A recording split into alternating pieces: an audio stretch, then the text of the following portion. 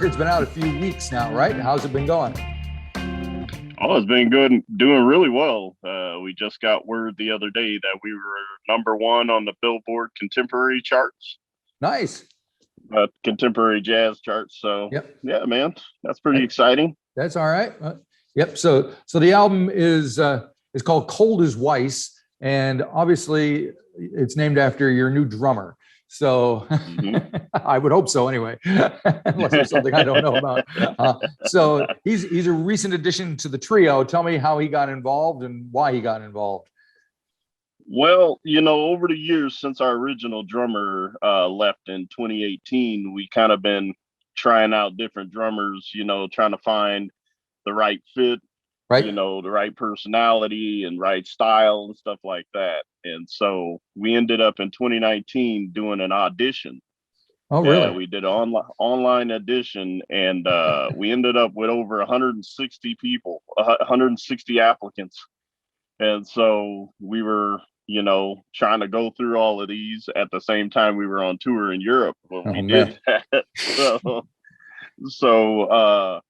And I remember Dan because we went on the road with a band called the Sextones, and we did a little Pacific Northwest run with them. And I remember I liked his style a lot. So I said, hey, let's give Dan a try. Very cool. He was one of them, and it just clicked. There you go. I'm just wondering how auditioning drummers on Zoom or whatever is like. You must have had people from all over, right? Oh yeah, we had people from all over the world, man, and we didn't limit it to where their location was. We if they're the fit, they're the fit. Dan lived in Reno at the time. Right. He currently lives in Seattle. He just moved to Seattle. So right. But yeah, it was just a trip, man. We're on the trains in Europe, trying to watch all these videos.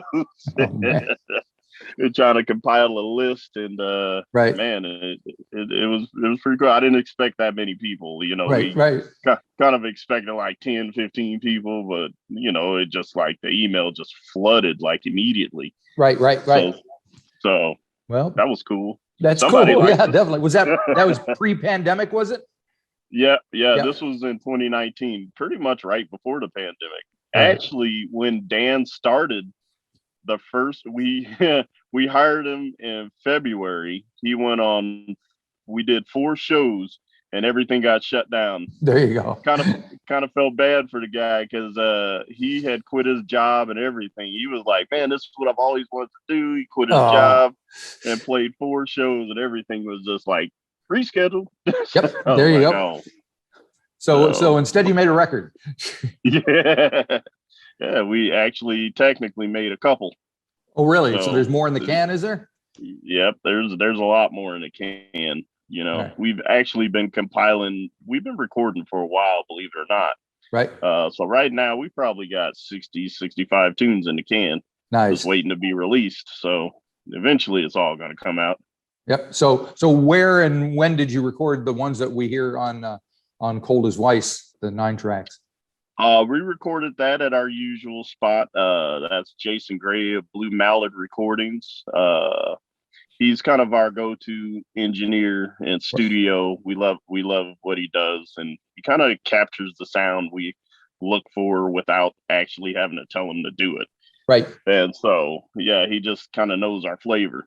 And so, yeah, we always do that. He's based in Seattle, and yeah.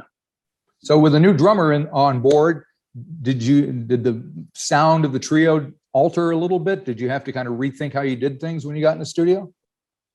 The sound is different.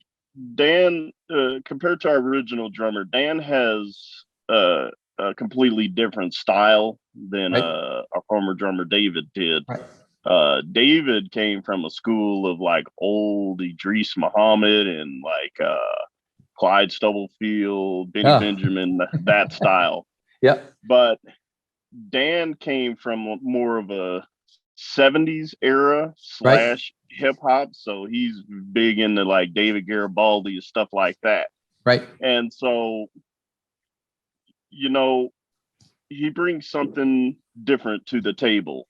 And I don't know, his pocket is still deep, because that's the first and foremost I look for. You got to have that pocket. If you ain't got that pocket, none of the rest of that matters. Right. So that's first and foremost. And his pocket is deep, and he, he adds a little different technique than the former drummers, or most of the drummers we played with. Right. So yeah, I like him. That's good. So you've been doing gigs finally? Yeah, we've been getting out and about slowly but surely, trying to do it as safe as possible, Yep. But it's been going pretty well. We haven't had any like crazy issues. Everybody's been relatively mild mannered. so that's a good thing. It's there's hope. There is hope. That is good. Now, getting into the record itself, a couple of tracks I wanted to touch on. First of all, there's a Michael Jackson cover. Well, he didn't write it, I don't think, but "I Want to Be Where You Are." I remember it from when I was a kid growing up. It was a hit single for little Michael, and I was wondering what caused you to go to that tune.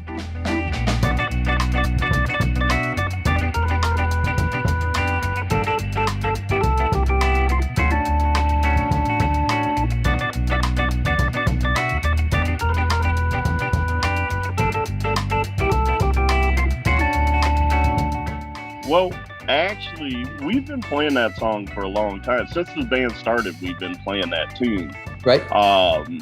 But how we got started playing that in the first place is because when we started, we didn't have any music. Like, we didn't have any original music. Right. We would just do, like, we started at a club called the Royal Room. We did it every Tuesday night, and we didn't have any music, so we would just like kind of think of like some old tunes or something and see if we can figure them out. At the same time, we just jam and create stuff. And that was one of the tunes. So it's like, I remember that tune. I never played it before, Right. So I was like, all right, let's try to hack it out. And so it took us a few gigs to learn how to play it. And are people aware that it's a Michael Jackson, that he had recorded it at some point? I don't know. It's like, it doesn't seem like it's that popular of a Michael Jackson tune, but it's a great tune. It's a great tune. And, when you hear it, you're going, "What is that? What is that?" Yep. But we actually haven't played that song since probably 2018. Okay. It's just one of those, we kind of, after we started writing more music, we just kind of stopped playing that one. But then when we were in the studio and we were kind of messing around, and I ended up playing, I was like, dude, we should record that. And so we had to relearn it in the studio. I don't think Dan actually ever played it. I don't even think Dan heard it.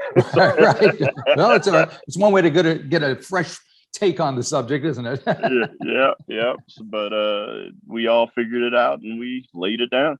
Cool. And it's followed by a tune called Big TT's Blues, which gives your guitar player Jimmy a chance to do a little stuff on there. What can you tell me about that?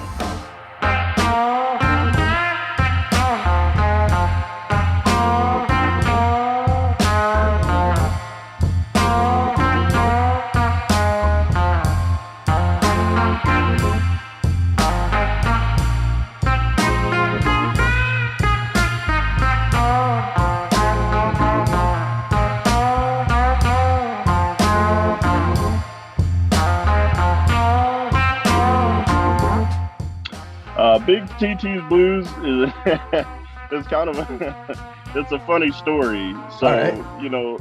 Jimmy James' cousin, man, he this dude had really bad luck, and I guess the story goes like he was coming outside, he was going down the stairs, and he basically twisted his ankle and fell down half the stairs, and then so.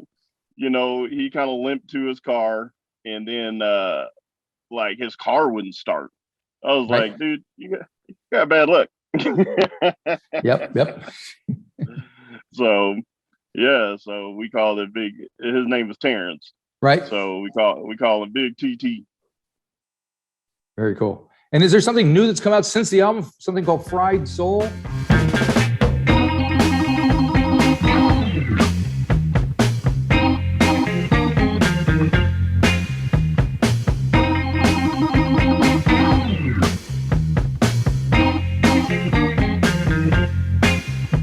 Fried Soul, yeah.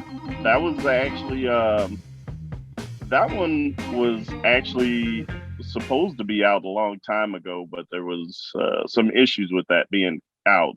Right. But yeah, that's the side B to the Cold as Weiss single. Okay. Yeah. Flip side.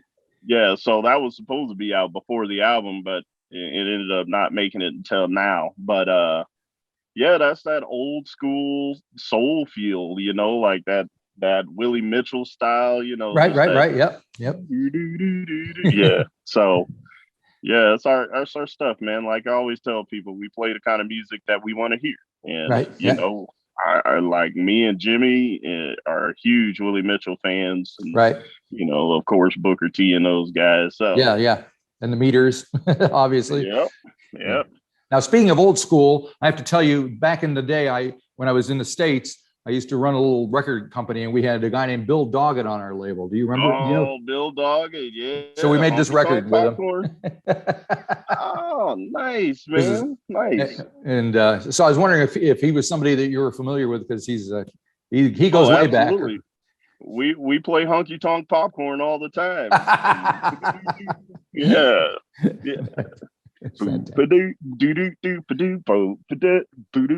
Oh man, that's my cut. There you go. So the album opens with a tune called "Pull Your Pants Up." Okay, it's a good way to get started.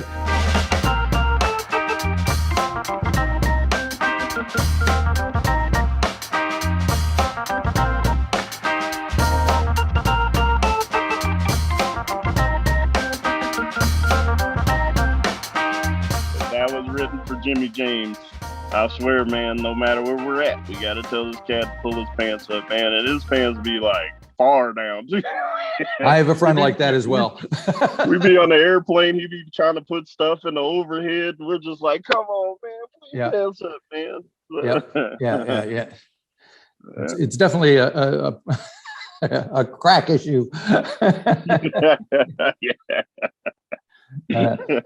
So what can you tell me about the other stuff that's in the can, and when's it going to come out? When are we going to hear that?